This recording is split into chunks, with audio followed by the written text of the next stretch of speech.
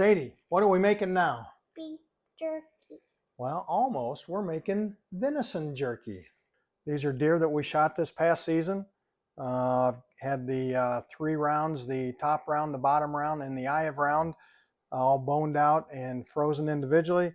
And now I'm going to trim them up and stick them back in the freezer for about 3 hours or so they get a little bit of a crust, so my slicer blade grabs them a little better. It seems to work real well for me.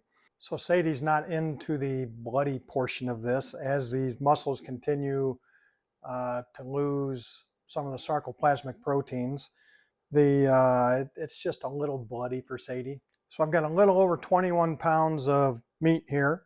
By the time I'm done trimming and dehydrated, I bet I'm down around 35 or 40% yield at the max. I do not use my smoker. I will slice everything, I'll season it, I'll hold it overnight, let the cure do its thing, and then I put them in screens and I put them in my oven. The reason I don't use my smoker is that, you know, you've got a whole screen full of jerky and there is so much surface area and you can get so much smoke on it so quick that it turns bitter on you. This weekend I picked up a new set of knives at the American Association of Meat Processors Convention in Milwaukee, Wisconsin, where I served as a judge for the American Cured Meats Championship. So the knives that I got are Geisser knives from Germany, and you know, they're celebrating 250 years of the good old USA. So I saw them, I knew I had to have them. Again, they're Geisser knives out of Germany, but they're distributed here in the US by a company called Edge Manufacturing. If you're interested in a set of knives, you can contact Edge Manufacturing at www.edgemfg.com.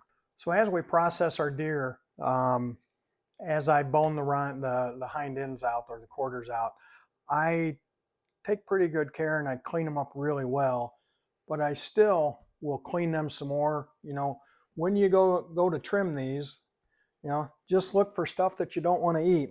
So I always go back and look at my videos once I do them just to see if I missed anything. I said I'm going to put the meat back in the freezer for about 3 hours. When I was trimming it, you could see how floppy it was. So what I'll do is I'll put it in the freezer and put a crust back on it so the knife has something to grab. So we've been in the freezer 3 hours, and see that? It's a little frozen on the outside, but it's gonna slice really good, so I'm gonna start slicing now. All right, so they're a little bit frozen, so they should slice pretty good for us. The beautiful thing about using a slicer is that it makes the whole drying process easier. When you try and do it by hand, you just can't keep them uniform. This really helps the process a lot.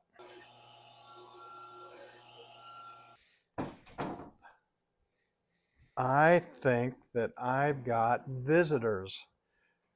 Do I have visitors? Well, come here and say hi. Oh. Okay, no, hi, she's hungry.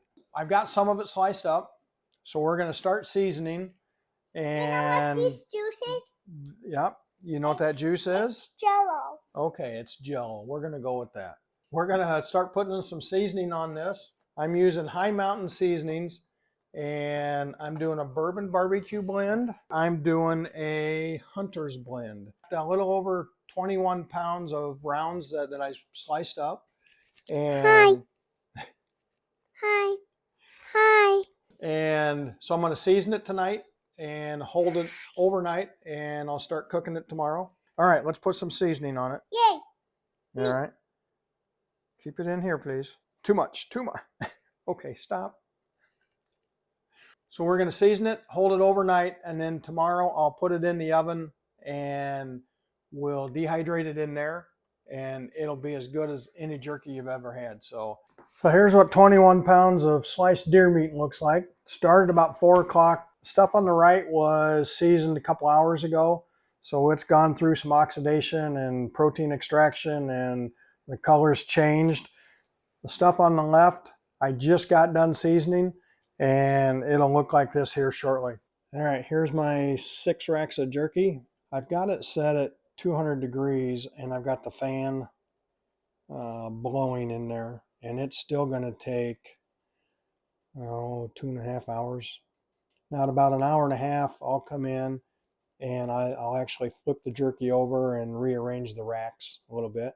The other thing that I do when I've got jerky in here is I crack the door.